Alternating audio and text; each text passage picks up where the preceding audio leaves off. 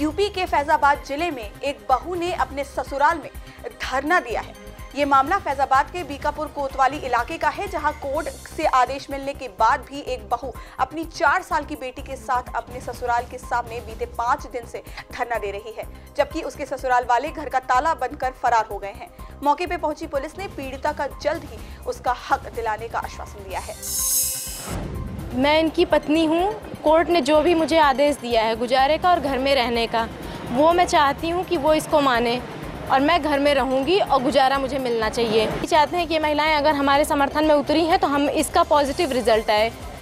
मुझे ये पता है कि न्यायालय की प्रक्रिया आएगी, लेकिन sir justice delay is not denied. ठीक है, इसका कोई मतलब नहीं रह जाएगा अगर देर से न्याय मिला तो। यूपी के कन्नौज में चेकिंग के दौरान पुलिस ने कार से भारी मात्रा में अवैध शराब बरामद की है। शराब माफिया हरियाणा से शराब की पेटी लेकर यूपी में सप्लाई करने के लिए निकले थे कि तभी पुलिस ने इन्हें कन्नौज के रास्ते में गिरफ्तार कर लिया। एक्सप्रेसवे के पास तो इनको सूचना मिली कि एक्सप्रेसवे पे एक कार दुर्घटनाग्रस्त हो गई है, जिसमें हरियाणा का नंबर पड़ा हुआ है और इसमें 2 लोग बैठे हैं और इसमें शराब की अवैध बोतलें जो हैं लदी हुई हैं, जिनको दूसरी गाड़ी मंगा करके ये शिफ्ट करने के चक्कर में है।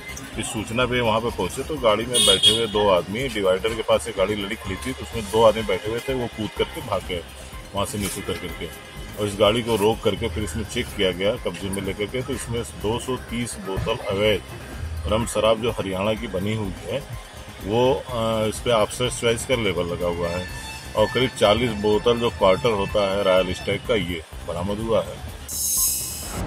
सूबे की योगी सरकार ने भले ही भूमाफियाओं पर नकेल कसने को लेकर प्रदेश के सभी जनपदीय आला अधिकारियों को निर्देश क्यों न दे दिए हों, लेकिन भूमाफिया अपनी हरकतों से बाज नहीं आ रहे, जिसकी बानगी कुशीनगर में देखने को मिली है, जहां दबंगों ने गरीबों की जमीन पर कब्जा कर लिया है। कार्रवाई के लिए मैं दिखा रहा हूँ कि अगर ऐसा भी कोई प्रकरण है और वो इन्क्रोचमेंट की श्रेणी में है तो उसके खिलाफ भी निश्चित कार्रवाई की है।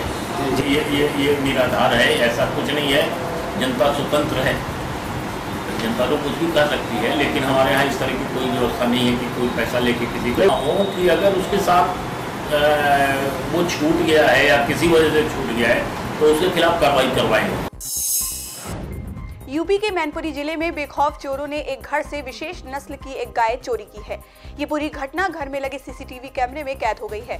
पीड़ित ने इस पूरी घटना की शिकायत थाने में कर दी, साथ ही सीसीटीवी फुटेज भी पुलिस को सौंप दी है। वहीं पुलिस ने मामले को गंभीरता से लेते हुए चोरों को जल्द पकड़ने का आश्वासन दिया है।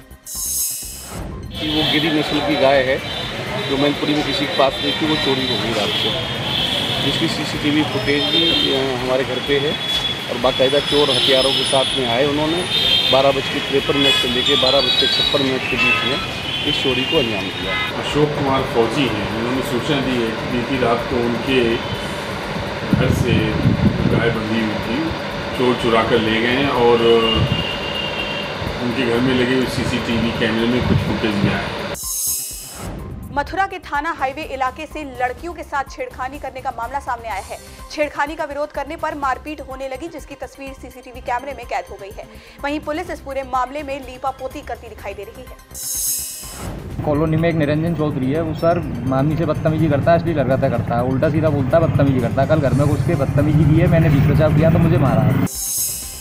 फिल्म स्टार और मथुरा की सांसद हेमा मालिनी मथुरा में रोजगार मेले में शामिल होने पहुंची, जिसमें उन्होंने रोजगार मेले के माध्यम से लड़कियों को काम सीखने का अवसर दिया है।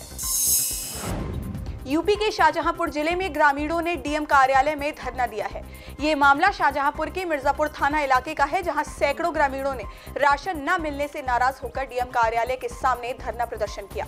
ग्रामीणों ने यहां राशन माफियाओं और कोटेदारों पर कार्रवाई की मांग की है, साथ ही मांग पूरी न होने पर भूख हड़ताल करने की बात कही। इसी मांग को लेकर कि हम लोगों का राशन नहीं वितरण किया जा रहा है तो कोटेदार के खिलाफ कार्रवाई की जाए और नया कोटा प्रस्ताव होकर के ऐसा ईमानदार चुना जाए जिससे प्रति महीने गरीबों को राशन वितरण किया जा सके। तो हम लोग भूख हड़ताल पे बैठे हैं। यूपी के रामपुर जिले में सरेआम युवक की हत्या के मामले में अब सियासी मोड़ आ गया है। सपा नेता आजम खान यहां मृतक के परिजनों से मिलने पहुंचे। उन्होंने पुलिस प्रशासन को इस हत्या के लिए जिम्मेदार ठहराया, साथ ही प्रदेश की योगी सरकार की कानून व्यवस्था पर भी निशाना साधा। एक तो पुलिस जो कुछ कर रही है वो बिल्कुल सोच समझ कर रही है।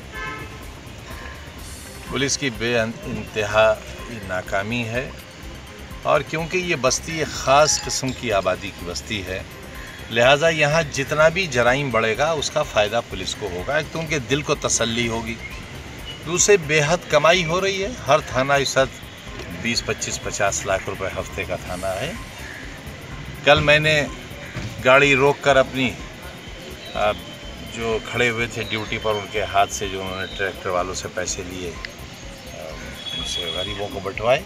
ये तो हालत है पुलिस की। और ये कत्ल तो पुलिस के हिसाब में यूँ जाता है कि ना दरोगा जी ने पैसे लिए होते ना ये कत्ल होता।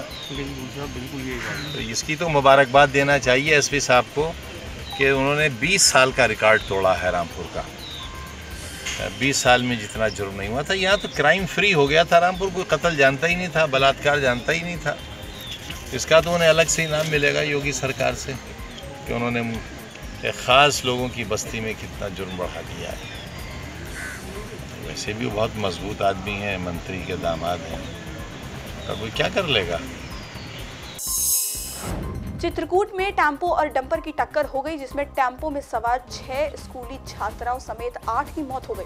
आपको बता दें कि यह हादसा चित्रकूट के NH 76 का है, जहां टेम्पो और डंपर की आमने सामने टक्कर हुई। ट्रक डंपर आ रही थी इलाहाबाद की तरफ से और ये टेम्पो जो है वो बड़गढ़ की तरफ से आ रहा था, जिसमें आमने सामने यहाँ टक्कर हो गई है। इस टक्कर में जो है 8 लोगों की मौत हो गई, 2 लोग उसमें घायल हैं। फतेहपुर जिले के बिंदगी सामुदायिक स्वास्थ्य केंद्र में किसान यूनियन ने अनिश्चितकालीन धरना देकर विरोध प्रदर्शन कर दिया। किसानों का आरोप है कि चिकित्सकों ने फर्जी मेडिकल रिपोर्ट बनाने और बाहर की दवाइयां आजकल लिख रहे हैं, जिसको लेकर जिले के कई आला अधिकारियों से शिकायत की गई, लेकिन अधिकारियों ने नहीं सुना। बिंदगी अस्पताल पे पूरी तरह से यहाँ पे दलालों का अड्डा है। पूरी तरह से दलाल यहाँ पे हावी हैं। कोई भी डॉक्टर बगैर दलाल के काम नहीं करता और जो भी दवाएं और जांच लिखी जाती हैं सब दलालों के कहने पर बाहर लिखी जाती हैं, क्योंकि दवाओं पर और इनके जांच पर इनको डॉक्टरों को भारी कमीशन मिलता है और उन गरीबों का शोषण करने का काम करते हैं, उनको पुलिस से भी प्रताड़ित करवाने का काम करते हैं। और यहाँ पर जो डॉक्टर हैं वो मौके पे मिलते नहीं, 11 बजे आते हैं और रात में अगर किसी को कोई इमरजेंसी पड़ जाए तो 10 बजे के बाद तो इस बिंदगी अस्पताल में कोई स्टाफ रहता ही नहीं। डॉक्टर अपने अपने घर चले जाते हैं, सब कानपुर और इलाहाबाद से अप डाउन करते हैं। रात में यहाँ पर पूरी दिक्कत होती है किसानों के लिए, गरीबों के लिए। तो ये अस्पताल पे अव्यवस्था और अधीक्षक साहब की पूरी मिली भगत है इन दवाओं पर। हापुड़ के थाना हाफिजपुर इलाके में गंगा नहर पर बने रेलवे के ब्रिज पर बच्चे खतरनाक स्टंट कर मौत की छलांग लगा रहे हैं और रेलवे प्रशासन मूक दर्शक बना हुआ है। आपको बता दें कि ये बच्चे ट्रेन के आने से महज कुछ ही सेकंड पहले गंगा में छलांग लगा देते हैं, जो कि भविष्य में किसी बड़े हादसे का रूप ले सकता है। यूपी के जनपद हरदोई में विद्युत विभाग की बड़ी लापरवाही सामने आई है। जनपद के कचौरी में स्थित प्राथमिक विद्यालय के पास रखे ट्रांसफार्मर में खतरा बढ़ता जा रहा है, लेकिन प्रशासन इस खतरे से बेखबर है। यहाँ लाइट की समस्याएं ये हैं कि हमारे यहाँ मीटर लगे हैं, लेकिन मीटरों का बिल नहीं आ रहा। 2-3 लोगों को आया है मीटर से, बाकी अभी किसी को नहीं आया। जनवरी में मीटर लगे, जनवरी से अभी तक मीटर का बिल नहीं आया। ट्रांसफार्मर तो पहले से ही रखा है, बाकी जब से लगा है तब तो पहले तो जमीन वो खंभे पे लगा था, फिर हम लोगों ने पिछली प्रधानी में उसको चबूतरे पे लगाया गया। यूपी सरकार जहां एक और गरीबों के लिए रहने के लिए आवास योजना चला रही है, वहीं सरकारी अधिकारी गरीबों के आवास पर बंदरबाट कर रहे हैं। मामला कानपुर की सिकंदरा तहसील के ग्राम पंचायत जमौरा का है, जहां सैकड़ों की तादाद में महिला और पुरुषों ने एसडीएम से लिखित शिकायत की है, जिसमें आवास की सूची बना रहे ग्राम पंचायत अधिकारी पर पैसे लेने का आरोप लगाया है।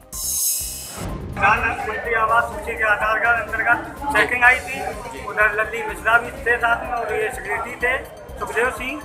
ये कह रहे 2-2 हज़ार रुपये दीजिए तो कानूनी मिलेगी, वरना नहीं मिलेगी। तो हम लोगों ने कहा कि पैसे तो सब है नहीं, जब कहीं पैसे हैं नहीं तो कहीं नहीं मिलेगी। बड़े लोगों को मिलेगा, जो पैसा देगा उसी को मिलेगा। और लल्ली और ये बहुत बड़े दारू पिए थे, 3 लोग पिए थे। लल्ली मिश्रा, सेक्रेटरी और वो लेग्राम जी थे, अधिकारी थे, 3 लोग। जनपद मैनपुरी में पॉलिथीन बैन को लेकर अभियान चलाया गया, जिसमें सीओ सिटी और एसडीएम सदर के नेतृत्व में शहर के मुख्य बाजार की कई दुकानों से करीब 10 किलो पॉलिथीन बरामद की गई।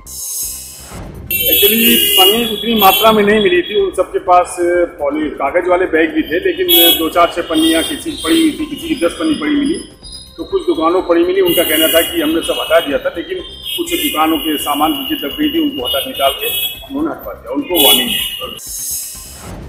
राष्ट्रीय लोकदल के राष्ट्रीय उपाध्यक्ष JN चौधरी रामपुर पहुंचे, जहां उनका प्रदेश महासचिव व पदाधिकारियों ने फूल मालाओं से भव्य स्वागत किया। JN चौधरी ने सूबे की योगी सरकार पर बिजली में मूल्य वृद्धि को लेकर निशाना साधा। मोदी जी ने स्वीकारा कि मुसलमान देश का जो है उनके लिए बीजेपी के दरवाजे बंद। खोल बड़ा मुद्दा है। सब पार्टियां सबकी होती हैं, मुसलमान का अधिकार नहीं है क्या? बिजली के जो बिल बढ़ गए हैं, ग्रामीण उपभोक्ताओं पे अब 250% तक उन्होंने वृद्धि की। 5.5 रुपये प्रति यूनिट लिया जाएगा। नलकूप कनेक्शन पे जो पहले 100 रुपये प्रति HP रेट था, 180 रुपये कर दिया गया। ये तब हालात है जब मध्य प्रदेश में सरकार बिजली बिल माफ़ करने की बात कर रही है। पंजाब में सिंचाई मुफ्त होती है, हरियाणा में भी जो बिजली की दरें हमसे कम हैं। पड़ोसी राज्यों की तरफ आप देख लें, विद्युत वितरण को लेकर जो शिकायतें हैं, हम उनके निवारण के लिए, विद्युत विभाग का जो भ्रष्टाचार है उसे उजागर करने के लिए, सरकार पे दबाव बनाने के लिए कि बिजली बिल सरकार वापस ले। शाहजहांपुर में DM ऑफिस के ट्रेजरी कार्यालय में अकाउंटेंट की पत्नी ने हाई वोल्टेज ड्रामा किया, जहां उसने अपने अकाउंटेंट पति पर ऑफिस की एक महिला कर्मचारी से अवैध संबंधों के आरोप लगाकर हंगामा किया। साथ ही महिला के पास पति के कई आपत्तिजनक तस्वीरें भी थीं।